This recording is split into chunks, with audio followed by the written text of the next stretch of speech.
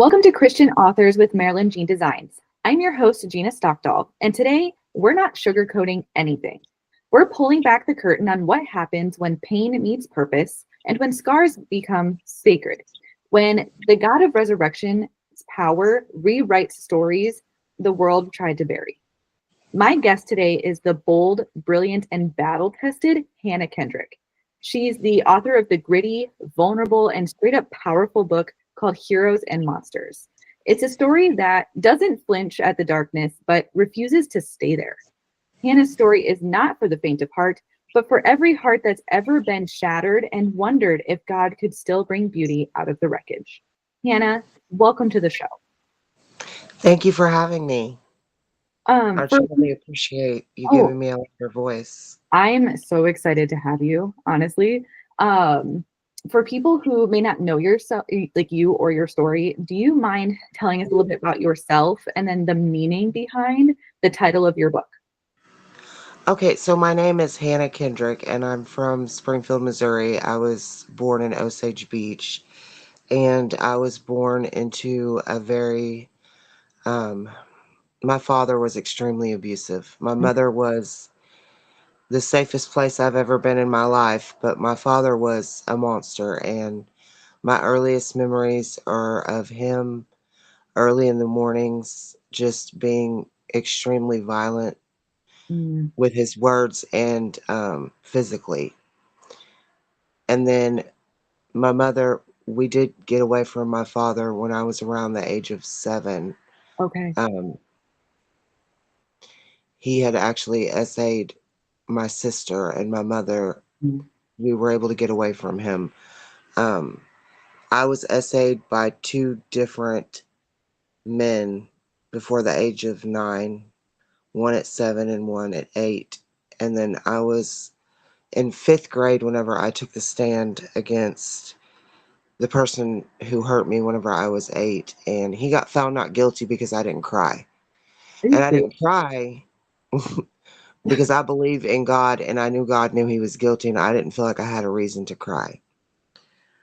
But Mm, um, I went through a lot of rage and a lot of anger because of that. And then I got with my husband who ended up being abusive and he set me on fire.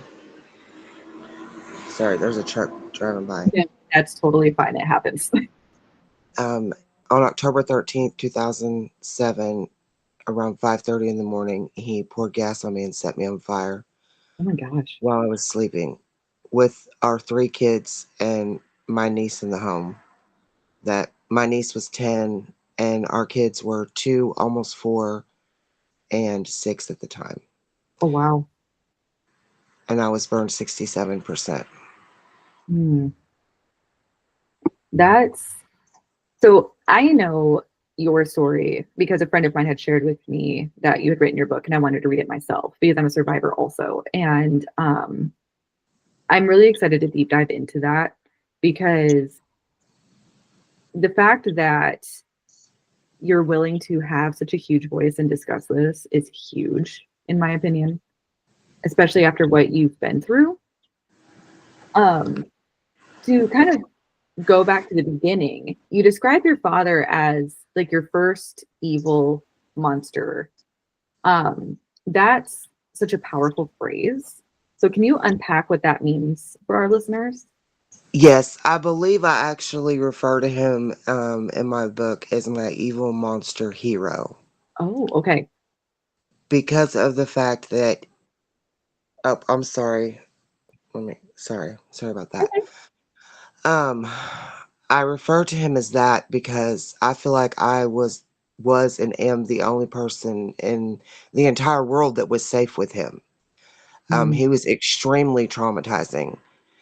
The things that he would say were scary, and I was also very much like he showed a lot of pride in me. I have this really traumatic memory of when I was probably around 10 or 11 years old, and we're in his truck, and we're in Buffalo, Missouri, which is a small town. My father lived in the country outside of Buffalo, yeah. Missouri, and we're driving down a residential street about, 20, 25 miles an hour because it's a small town, and there were kids playing out in the street. Um, and they were, playing on their bikes or balls or whatever. And my dad looks at them and says something so just evil. He says in a reference that he would basically like to see them unalived on the pavement with smeared everywhere. And Oh he my, said it so violently. And then he looks over at me and rubs my head with like love and like winks at me and smiles at me and then proceeds to ask me like something, positive, and then changes it. And it felt so wild to be loved by somebody so evil, because while him and my mother were together up until I was 7, I can remember being very, very young before I was in kindergarten. So I couldn't have been more than 4 years old. sure. Um, and I can remember waking up to him in the mornings and being extremely violent with my mother. But then later on that evening, we lived on a farm, and I was free to just play on the farm. I was very much that kid that my mom, I don't even know, it was just a different time, but I would just be outside playing. And I can remember my dad's truck pulling in and him getting out and me running towards him and him picking me up and like just being really nice to me. Yeah. Um, but not to my sisters. I was the only child he had with my mother, and he did not want me. In the beginning, my mother had to hide her pregnancy, Oh and wow. it just so happened that he had went off to Tulsa welding school after my mother had found out she was pregnant, but she lied to him and told him that it was by someone else because they weren't, together or anything. They were kind of, I guess you would call like someone would reference it as like friends with benefits, maybe. And I don't think my mom knew how evil he was until she found out that she was pregnant. Um, but she knew, or for whatever reason, she knew to lie about him being my father. And he left and went off to Tulsa welding school. And when he came back, I had just been born, and he heard that I had red hair. My father was 6'4" with red hair and blue eyes. My mom was dark hair, dark eyes. It's a small town. Like, Right. I think there was only one other redheaded girl in my grade in school going to school. I'm still friends with her today, but um, it was rare, so he knew. And when he came and seen me, he told me this throughout my life that he knew once he seen me that like that was it. He told me before he wouldn't give a million for me, and he wouldn't take a million for me either. Hmm. But he was everything needed to be, off the land, and you earn everything and you work hard. And some of those things that he instilled, I paid attention to. Right. So I loved and I hated my father inevitably. That's just the reality of it. I can I understand. knew I knew that if I only went and visited him once every like 2 or 3 months, that we'd have like a really good time for like the evening, and then like the next day, I should probably going home Oh, after a day or so because he would lose it on my stepmom, and I couldn't stand watching it. I right. wasn't ever scared that he would hurt me. That's the scary part. I wasn't scared he was going to hurt me, but I knew he was capable of hurting someone else in front of me. Okay. Which is almost just as bad, especially when you're a kid, right? Yes. Um, Yes. so you had also mentioned whenever we spoke earlier that you had found yourself at different ages. I think you said like 3, 7, 8, and then now at 44. What does that journey of like self-discovery look like across those various ages? I look back now, and it's just gonna make me emotional because I relate to footprints in the sand. I really do. I believe that my sole purpose on this earth is to let everyone know that no matter what you come from, and no matter how your journey in life even starts out, that you have a purpose, and that God is so amazingly loving, and he will always protect you and make you a testament to his love. Um, but you have to be also willing to do the work. Right. You have to be willing to put your own fire out. You have to be willing to not be your own monster and to be your own hero. Mm, Um, and that takes for me, it's daily healing. I've been I've been healing since the day I've been born, so I don't know any different. Um, Someone tried to say something backhanded at me on social media about the way I presented a comment in my education of being a professional author, and I said, "No, sir, you've got that mistaken because I've never ever said that I was a professional author. I'm just a professional survivor, that I have gratitude today." I love the term professional survivor. Thank you. I What you just, say? I'm still here. Mhm. He has a purpose for me. My children Amen. are grown, and um, it's a big deal to me that my face was the first thing to catch fire, and my hands are what I put myself out with, and I do not have scars on either. I have See, that's scarring on the back of my hands, but not on my actual hands. On my fingerprints are all the exact same way they was on October 12th, 2007. right. See, I'm getting excited to hear more about like your story as we move forward because you mentioned that, I know you discussed this in your book and you've mentioned that your book is like graphic and it's raw and it's deeply personal. And so what was it like to write something so people knowing that, the world was going to hear it? Well, first of all, I had to get honest with myself and forgive myself for what I put myself through, and I had to forgive others. And I wanted to write my story because I felt like if I could reach anyone and prevent them from going through what I went through, or even make them feel less alone, I know those are the things that heal me in life. Is not feeling alone and finding something to have faith in that's true, that's not all Hollywood. Yeah. Someone's real life that had real struggles that, despite everything, they can put a smile on their face and they can laugh and they can joke and they can, choose to not sit in the hate. Um, so self discovery, but whenever I wrote my story, it was like I was reliving every single moment. I will not lie.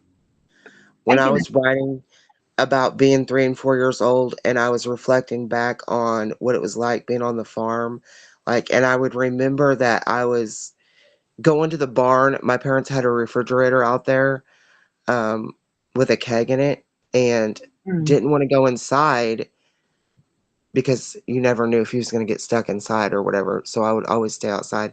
I didn't want the water hose. And even though the beer was nasty, I would be out there drinking off that keg at like 4 years of age, oh, wow. like often. And so I looked back and I remembered things, and then I looked at things completely differently, in a healing way. But it's almost like, when I got burned, they have to debris your skin every day. Every day at 5 a.m. you get scrubbed. And that is what it was like writing my book. It was like debrising my soul. It was like pouring it all the way out. I own it. I own every single one of my mistakes. I don't want to sugarcoat anything. I think you said that earlier. Mhm, I own every single one of them. And I also apologize in my book to anyone that I've been a monster to. mm. So, because it's a big deal, I think. That's what's given me freedom. I love that because it's easy to point fingers at everybody else, but to have some actual self-reflection in it is really powerful and impactful. Um, so my next question would be what ultimately inspired you to write Heroes and Monsters? And what do you hope the readers take away from it?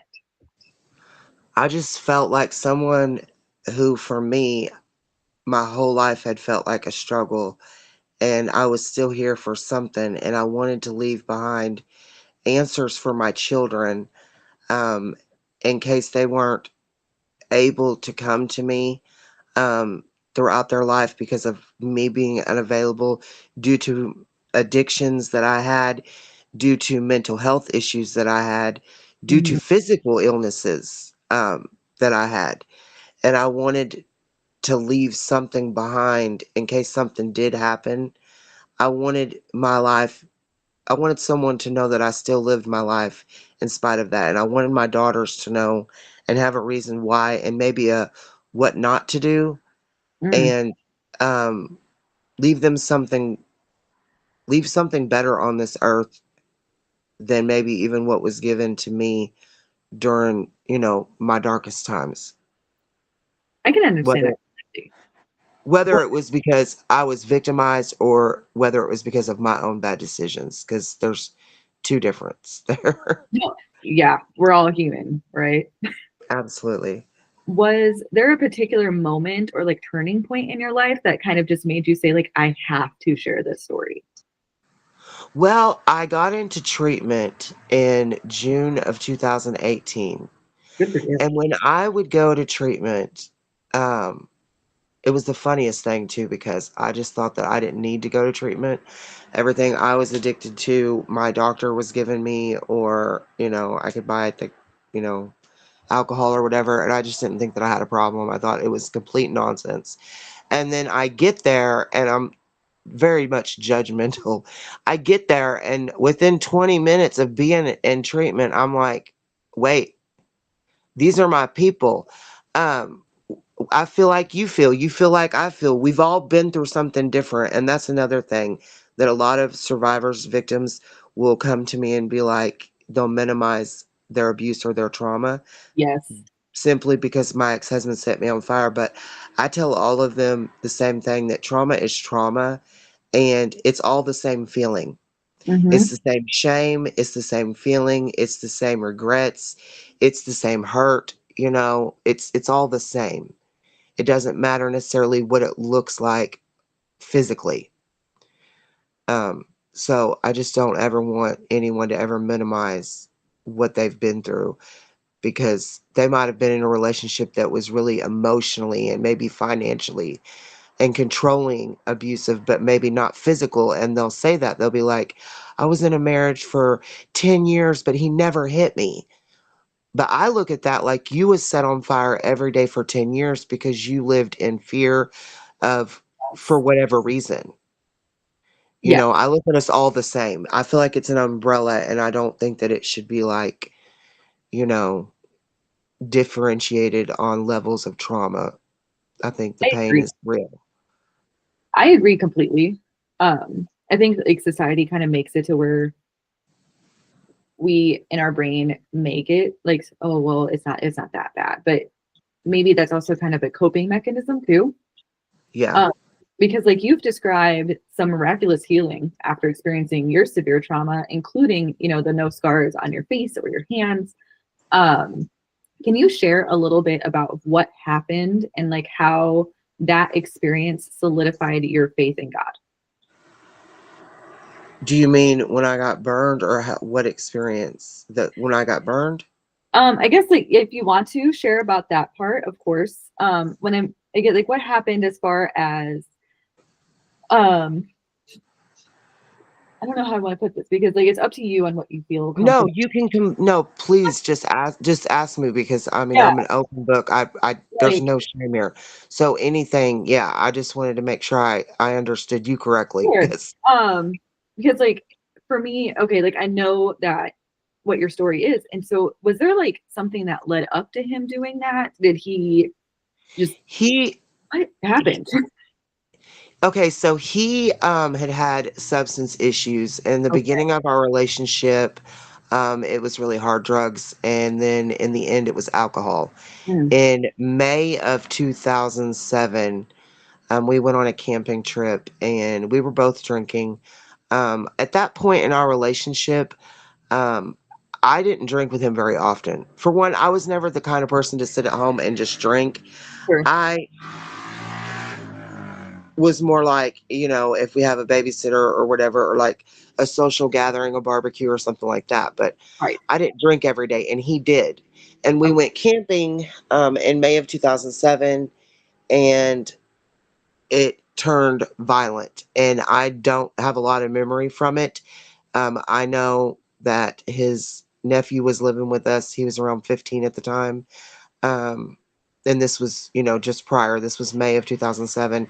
He got Okay. in between us and like was preventing Antonio from hitting me. I know I went in the tent with the kids, waited until morning, and then me and my friend that was there with us and my kids, we left.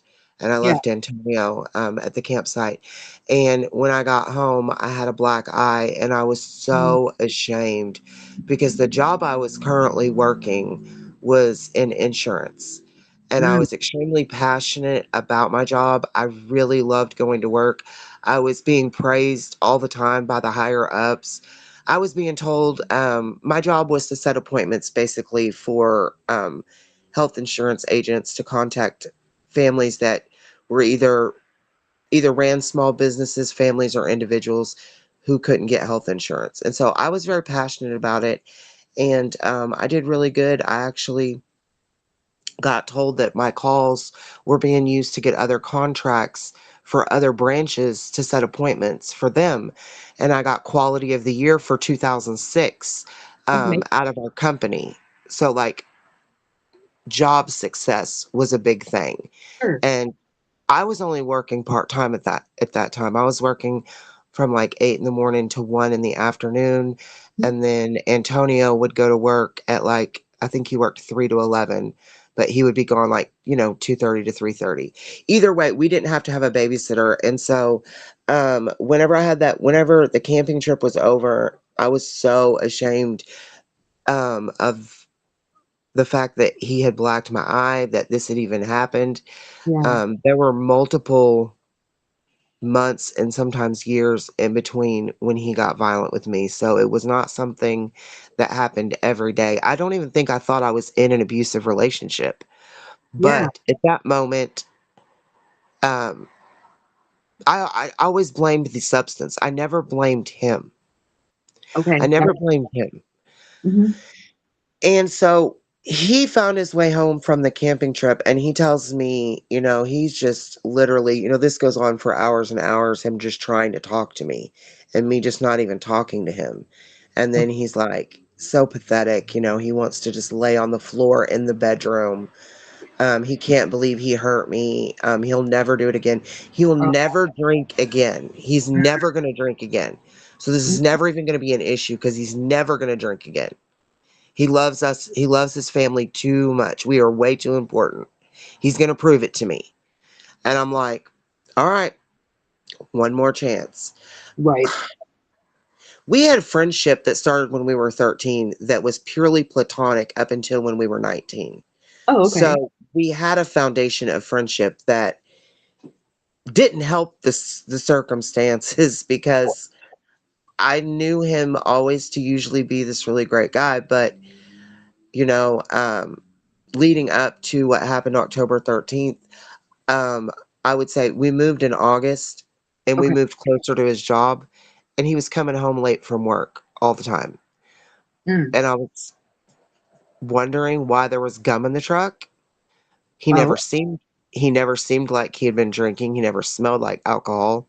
I really didn't press the issue because we were doing okay. And then um, one week before October 13th, um, we had friends, I think, that come in from out of town, and he just like it just all came out that he was drinking, and he was gone for like the whole weekend. And when he came back, um, we had this fight. I was demanding, answers and all this, and he's mhm. like, "Yeah, I've been drinking, and you're a stupid for thinking that I would quit." And Wow. to show him how I felt about that, I decided to go get our wedding pictures and our family pictures, and I broke them and I tore them in half. and I threw them down and I told them that's what I thought about that. That the job that I worked for wanted to help me become an insurance agent, and I didn't have to live like this. My kids don't have to live like this. Right. Like I don't I don't have to live like this. I've never gave 1 ounce of a care about child support or anything like that. I felt completely confident to take care of my kids on my own. So it wasn't even like an issue about that. But he did not have any reaction to me saying Mm, that. He didn't get upset.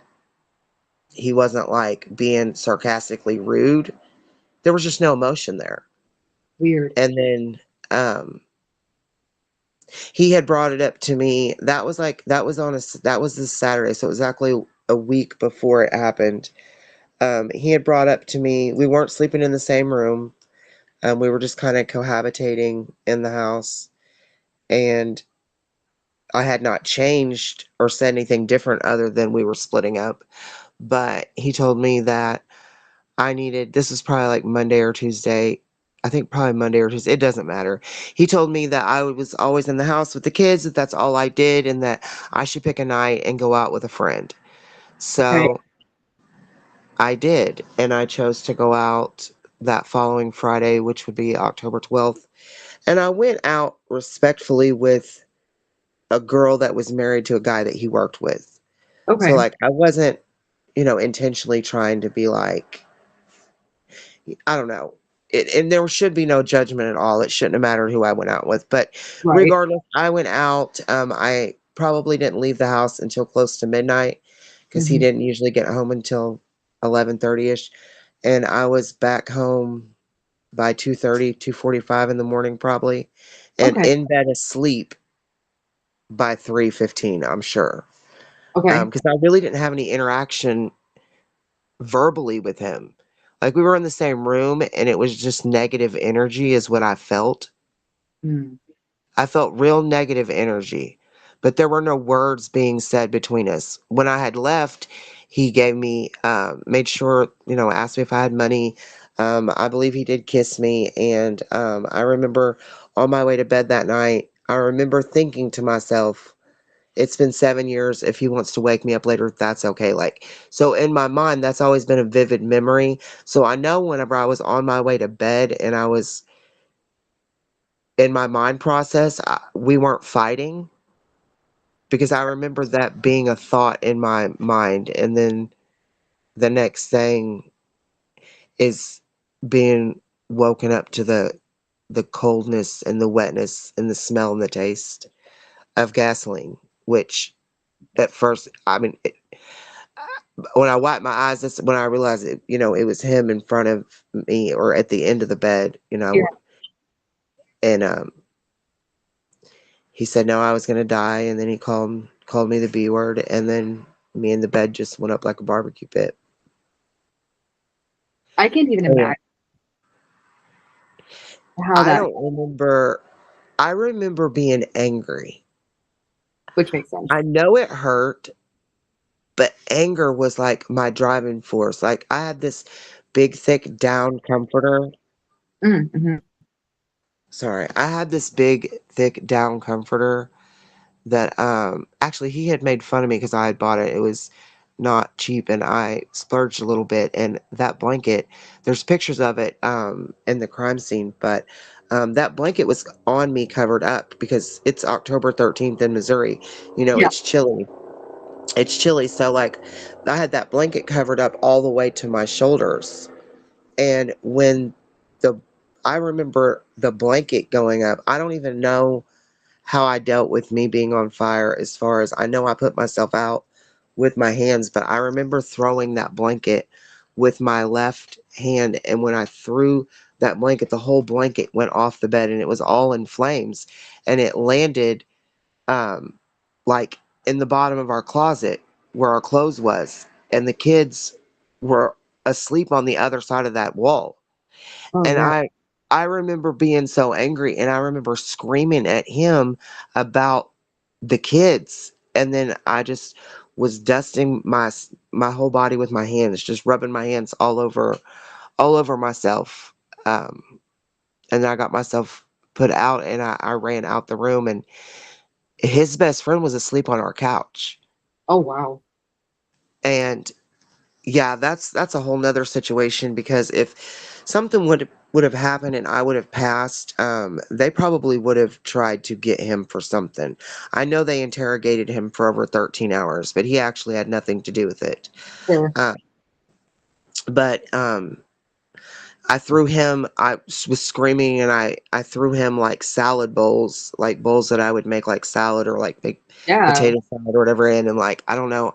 I could just remember grabbing those bowls and screaming that the room was on fire. And then Antonio comes down the hallway, and as he's coming and he's approaching me, I'm just standing there, and I think I'm screaming. I don't know, but I remember telling him. I remember the look in his eye was just pure evil. It was Mm, dark, it was hollow, it was forever, it was just evil. There was like no end to it. And I told him, "You have to take me to the hospital. I'll tell him it was an accident." And it was like he looked through me or I looked through him, or I don't know, but he turned around and without a word, and he just started walking back down the hallway. And when that happened, my brain finally like clicked and was like, "Run, like run right. now." And I ran out and ran to my neighbor's house and woke her up, and she handed me the phone with 911. And I can remember being on the phone, and I can remember just hearing myself saying, "Jesus, please let me hear sirens," Right. which took me back to when I was a child, when I would be 3 and 4 years old, and I would wake up to my father in the mornings that he would specifically be saying that he was going to use his guns on my mom, that he was going to shoot her. I remember, like, my mom at that point hadn't taken us to church yet, but I remember then telling myself, "Jesus, please don't let me hear gunshots." Um, and so those two times in my life, um, are like on the same level for me.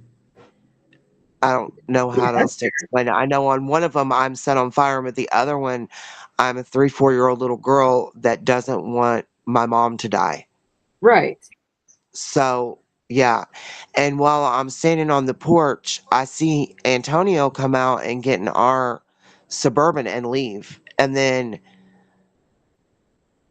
I see his best friend come out and get in his car and leave. Right. And I'm still at this point, Jesus, please let me hear sirens. And it probably happened way faster than what, like, looking back, I know it did happen fast, but I feel like it took forever at Right. the same time. Yeah. Um, and then when they got there and they went to put me into the ambulance, I remember telling them Antonio Draper Blue 99 Suburban, like giving them his information. And I'm sure that I said something about my kids, but I really remember giving his information, Blue 99 Suburban. And then I was out. That was And smart.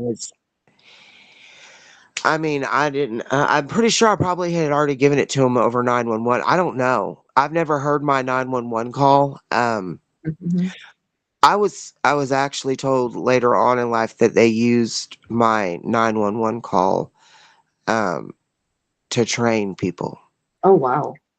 Yeah, that's wild. But I Yeah. don't know if that's a fact or anything. It's just that I've had a lot of run-ins with all types of police officers and firemen throughout the year, and I tell everyone what happened to me, Yeah. especially firemen.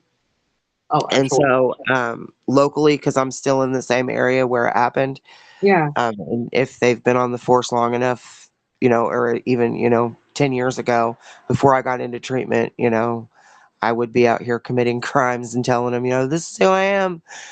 Mhm. This is what's going on." Because I was a mess for a long time. For a long time. I don't see how you couldn't be after that, to be honest. Yeah. You know? When I went into treatment, though, and I would talk to the other girls and I would bond with them and they would bond with me, those were like those are moments that I have that I still hold so precious. So that's what I think inspired me to write my book, because it was like, okay, maybe I can, have conversations with other women, beyond, because you got to graduate, you got to Yeah, graduate treatment at some time. So right. like, but like make sure that I am available, and to be available means that I needed to put myself out there. And Sure. so if I wouldn't have been required to go to treatment, I wouldn't have even discovered, like, I know my first day in treatment, I heard the words mental illness, like mental health recovery. Hmm. Not just like addiction or like substance abuse, but like mental health recovery. And what mental health is, it's PTSD, it's anxiety, it's depression, it's a lot of dark things. And a lot of it is uncontrollable until, or I thought, is uncontrollable. Um, but you learn different coping mechanisms, and you learn what works with you, what works for you best when you get in those really scary places. Hmm. And you need to calm yourself down. And for me, um, it's God. I just start talking to him. Same. I just start talking. I just, Oh, prayer helps my anxieties on so many levels. Uh, and even if I don't know what to say, I just tell him, I'll just repeat it over and over. I'll just say, thank you for everything I have, and thank you for everything I don't have. And like, just kind of keep it simple. I love that. Simple is always easy. Yeah. But you're right. I mean, like, I struggle with anxiety, and especially now that I'm a parent, it seems to be 10 times worse. And that's what really gets me through when I'm having a moment. And my question for you now is for listeners who are currently, in their dark place or battling trauma, what words of encouragement would you offer them? Um, Sometimes you get told that you have to take things day by day, but sometimes it's okay if you have to break it down Mm, second by second or even minute by minute. Um, do things that serve you with positive energy. Do not serve yourself negative energy and then expect something positive to come out of it. Even if you're upset about something and someone has done something to you, pray for them. Pray mhm. for them, because when you do that, you release that power that they actually have over you. Because when you can find yourself no longer mad at them anymore, just like myself, I'm no longer mad at myself. I don't walk in shame. And Right. that's like my ex husband. Um, the way I ended Heroes and Monsters, um, I had a completely different mindset when it came to him than I do today. And it's very important that I raise awareness and that I speak on the difference, um, in what I was thinking and in how I do feel today. Number one, I want to say that I am truly grateful to the parole board. They saw something that I didn't see, because I was in contact with him and I was thinking, not that we were going to get back together, Right. please do not misunderstand, but that he wanted to share his story to help other, people not go through what he went through. Um, there was a phone call, and he always paid for every phone call, but Mhm. there was a phone call where he was telling me about, sorry, there's an airplane above me. I don't know how No, it's much totally fine. way back it's gonna do, but on some phone call, he was telling me about a football player that had assaulted, his wife or girlfriend, and how he couldn't believe that, someone like him even struggled with something similar, and that, I don't know, I would say that he completely manipulated me into believing that he wanted to help other families, and his true agenda was only to still talk to me in any way, shape, or form. He knew if he talked to me about healing, I would give him the time of day, as far as like, that's what's important for me. Right. That's what I want to do with my life. I don't think that I've been through all of the things that I've been through not to be able to speak on it, even if I made mistakes up until I realized that he really is just a coward, and that he really does not take responsibility for what he did, Hmm. because he has let me know very matter of fact that he will refuse any interview. He will not speak on his crime. Really? Um, and if you've been in prison for something for 18 years and I you mean, can't speak on your crime, and it's against your wife, whom you claim to still love, who right. you would do anything for except take responsibility. Of Like, course. I don't know what he thought whenever I was writing my book, because he knew I was writing my book. He supported it. He Really? was supposed to be writing his version and it be like him say what went on, because I wanted to know. I still don't know why he did what he did. Really? I still don't know. I have spent hours on the phone just trying to get to the answer of why did you do it? What Right. was you thinking? Right. How many more conversations until we get to the middle of what the actual happened? Because Right. he'll tell me I never cheated on him. He wasn't even worried about me leaving. He was just going to take our Suburban and move on because he had a decent job, Sure. and that's the thing. He he paints himself in this amazing light. He even had the audacity to tell me on the phone, one of our last phone calls that we had before I cut communication, that he believes that since he has graduated college, he is a catch. He is good looking. He has been working out. He never eats in the chow hall. He eats all of his own prepared meals in his cell. Oh. And he believes he's a catch. So that's scary, because he's not going to speak on his crime. Like, Right. um, it's wild because I found out about all of this at the same time in January of 2023. Okay. And I had cut communication with him then, but then I think I had a few more unanswered questions. So I did talk to him. I have not talked to him since my birthday this year, which is March 11th. I don't Okay. remember which day I talked to him last, but the last thing I said to him is this: there's no need for us to even communicate anymore. Like, Right. my expectations, I don't have any anymore. Like, I just don't.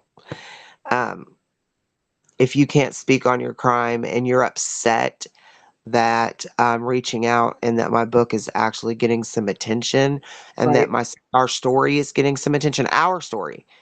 Because I even asked him, I said, "Do you believe that I'm exploiting you in some type of way by sharing our story and sharing pictures of you?" And Sure. he said, "No." He Okay. said, "No." And I said, "Great, that's a really good answer." And then, and Just then I said, I said, I don't remember what led into it, but it was something about the book or the story going viral.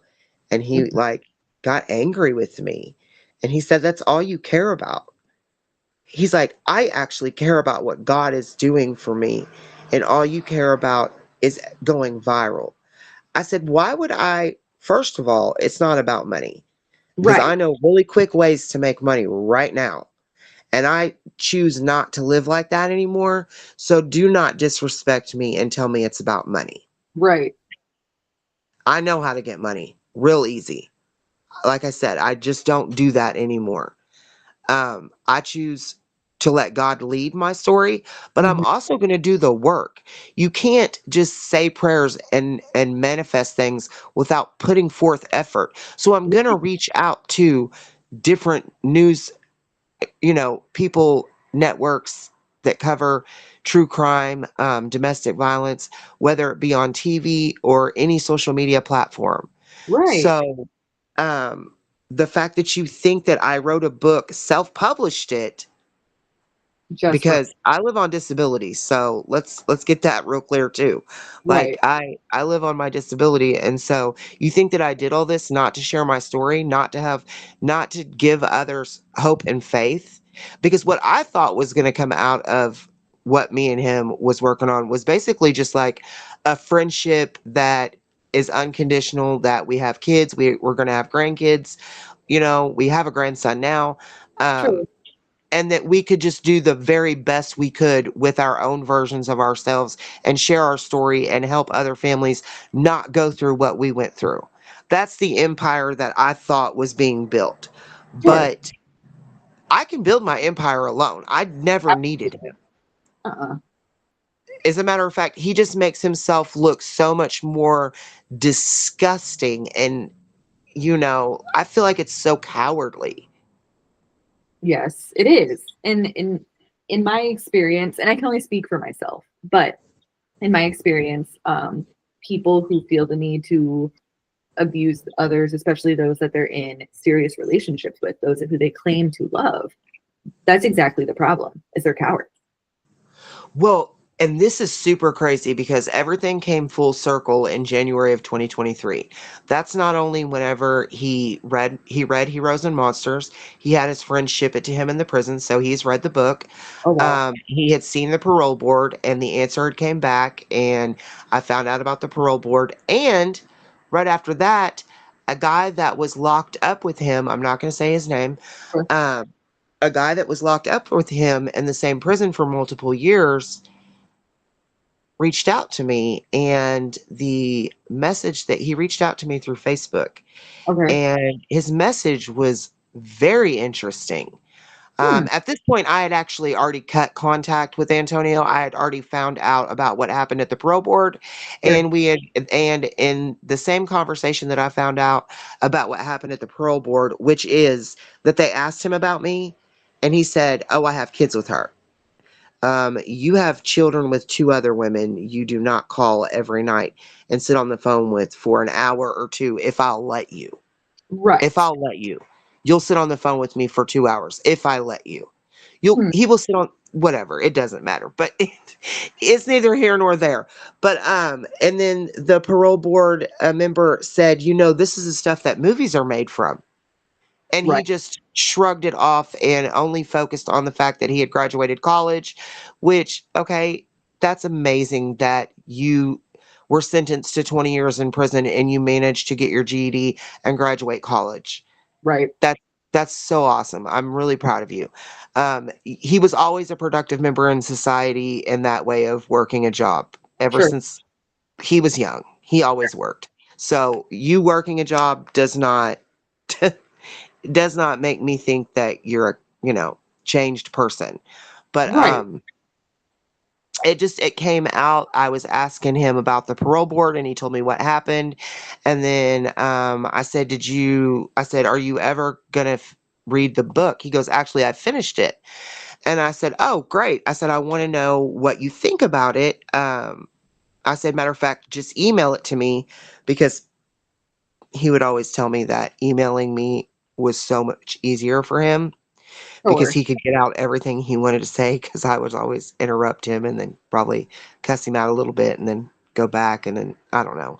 But Right. anyways, so I told him, I said, well, you can email me your review, and then, like, I'll screenshot it and share it as part of my content, because I want people to know, what you think or whatever. And he goes, no, that's private between me and you. And I was like, well, no, because I wrote a book and I want to know what you think about it. And I'm sure other people want to know what you think about it, because I'm really interested in what you think about it. Still to this day, never know. I don't know what he thinks about it. Oh Um, wow.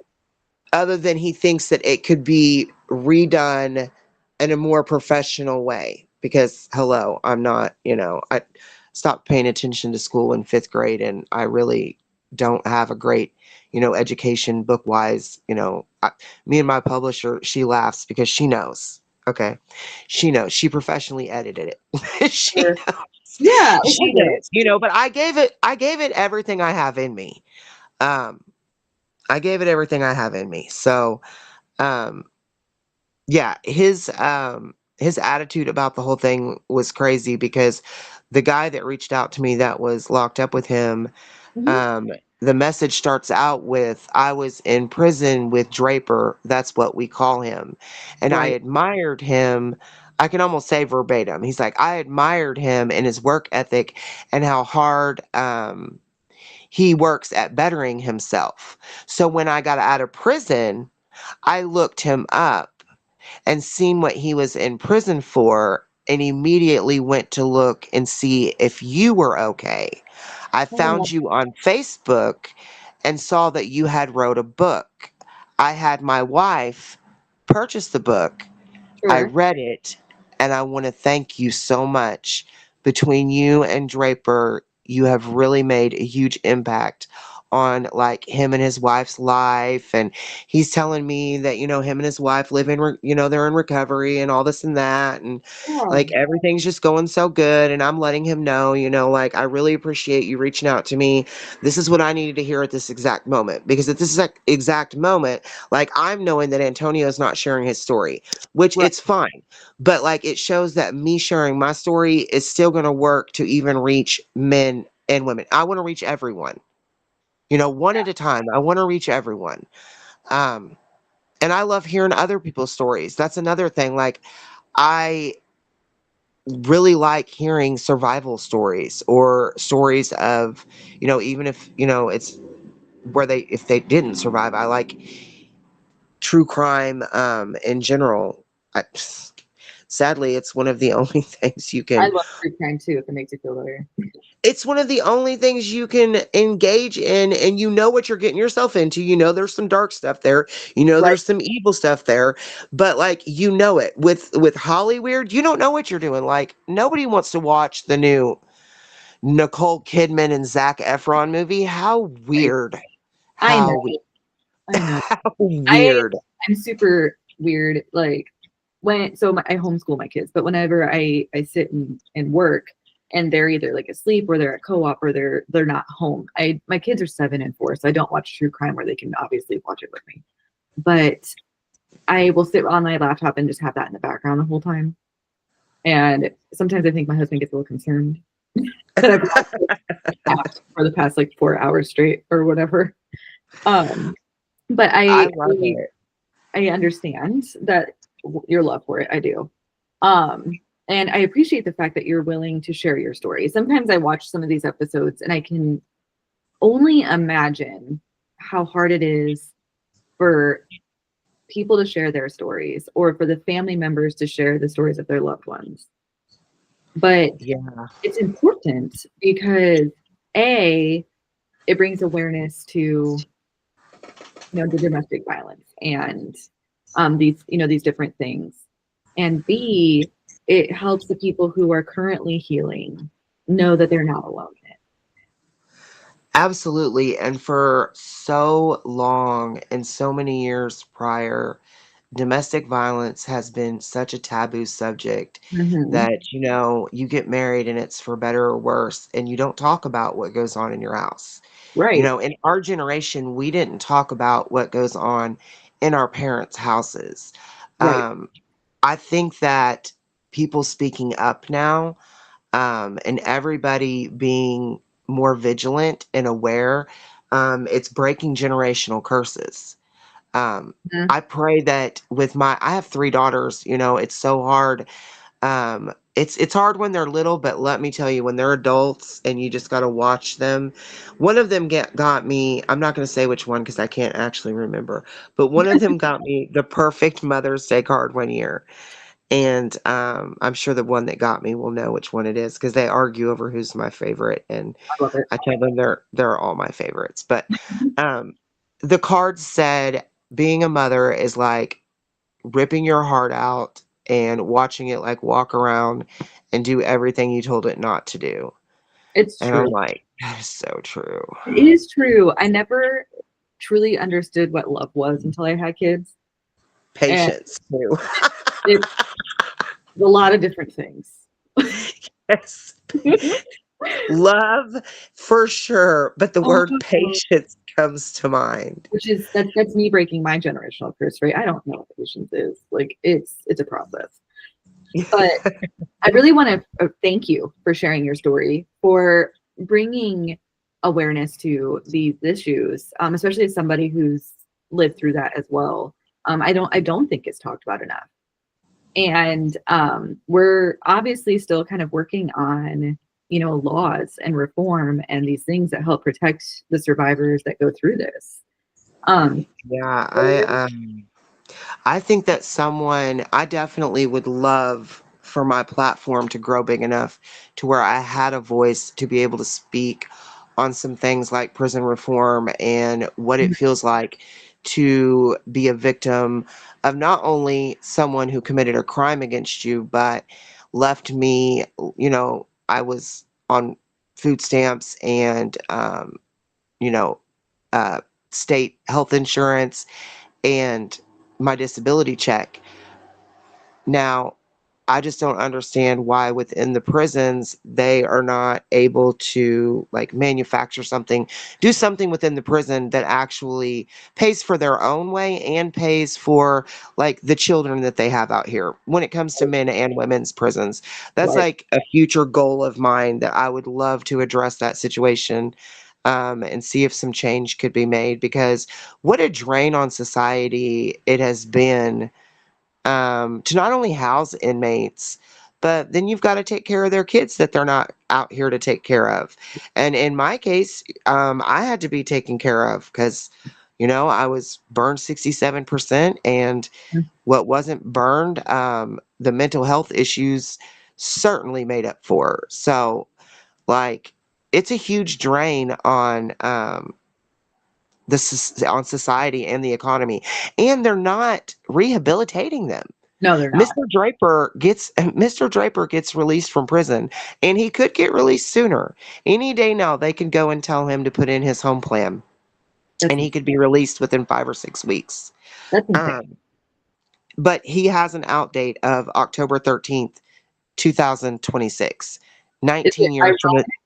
the Is day it that it happened. is it ironic to you that he might possibly be released on the anniversary of the event?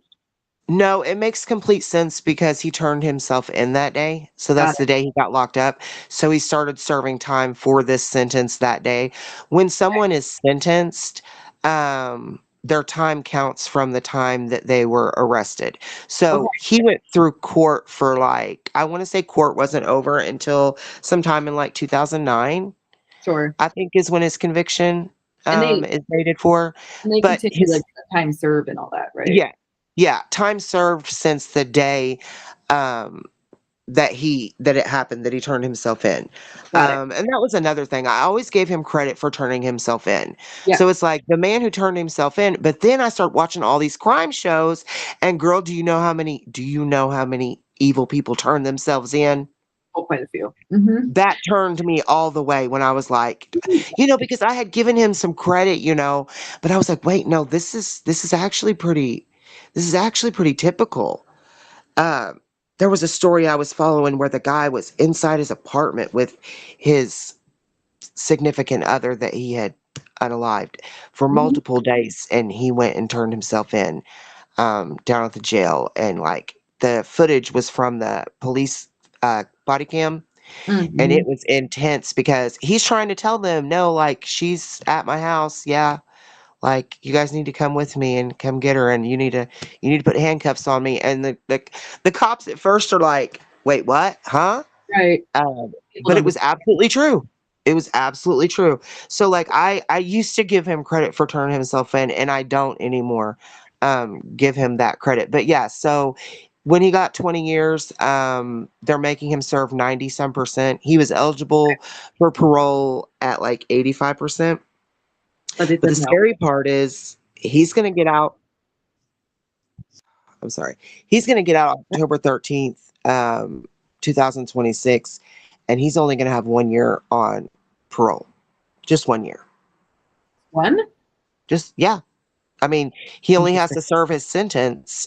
So his sentence for like what they call your 12/12 date when you're completely done, Right. they can't hold him any longer. Even if unless he was like to commit a new crime in there, and he had new charges, they could only hold him until October 13th, 2027, which would be the 20-year mark. So Okay. yeah, Okay. That makes sense. Okay. And he plans to get out and go to Sykeston to his mother's house. Mm. And then after he's off parole, he plans to get an RV and travel around. So everyone should be concerned with Mr. Draper and what he looks like, I because agree. he's Uh, usually the funniest guy in the room. You know how Speaking that goes. of, so like, where can people find you online? And what's the best way for them to get connected with you and get your book? Okay, the best way, my book is on Amazon. It's available in paperback, Kindle, and Audible. Oh, love it. I am Hannah Kendrick on Facebook, which I have like 10 or 11 Facebooks, but the Facebook that is active, um, it says that I wrote Heroes and Monsters. Heroes and Monsters is my cover photo. Love And it. it also says that I'm a professional survivor. So, and it is actually the only one that's turned into a business, like a business site, not Okay. just a regular Facebook. And then Hannah Kendrick, all lowercase on Instagram, and then Hannah Kendrick 205 on TikTok. And Perfect. Well, then I'm on Twitter, but I don't even know my handle. I'm sure it's Hannah Kendrick. I have a Twitter too, but I can't even log into it. So. I can't do Twitter. And you know what? I'm not smart, because I told my kids, I was like, it was one of the podcasts I was doing. They asked me if I had a Twitter, and I was like, no, I don't tweet. And they're like, okay. And then people were talking about X, and I'm on TikTok, and they're telling me, oh, you need to go on X. You need to go on X. And I'm like, okay, that must be like that must be the new social media. Let me get X. So I downloaded X, and that was the day I learned how to make a link tree. I didn't even have my link to my book in my bio on TikTok a Oh month yeah, ago. yeah. Not even a month ago. I didn't have it in there. I thought I did, but I didn't. I'm not technology savvy, and my kids make fun of me all the time, but yet they will not help me. And so I told my kids, I'm like, yeah, I'm on the new social media platform X. And they're like, Mom, that's Twitter. And I'm like, what? I Yeah. said I wasn't going to tweet. But I didn't know. I didn't know. That's There's okay. all these different social medias and platforms, and they're great. I love it. I love to be able to meet people all over the world. I had a girl message me on TikTok that we follow each other, and she received my book in New Zealand like 2 days ago. And that's That's just awesome. wild. That's That's so amazing. cool. That's so Well, cool. I want to thank you for showing up, for telling the truth, and for letting God turn your battle wounds into like blueprints for someone else's breakthrough. You are walking proof that Jesus doesn't just heal, but he restores and redeems and resurrects. Um, to everybody that is listening, if you've been walking through hell and wondering where God is, start looking again. He's been there in the fire and he's not done writing your story. Don't let the darkness convince you that you're alone, because you absolutely are not. Please go ahead and grab Hannah's book. I will have the link in the description for this episode. And trust me, it is not a story that you will soon forget. Go ahead and follow her online and watch the viral videos on YouTube and TikTok about this story, and step into the movement of truth telling and healing that she's igniting. And one thing that I want you to remember, that is that God doesn't waste pain. He turns it into power. Everyone, I'm Jean Absolutely. Stockdale, and this has been another episode of Christian Authors with Marilyn Jeanne Designs. Please hit subscribe, share it with a sister who needs this, and join us next time for more stories that shatter shame and glorify God. Keep rising, keep writing, and don't forget to let your scars preach.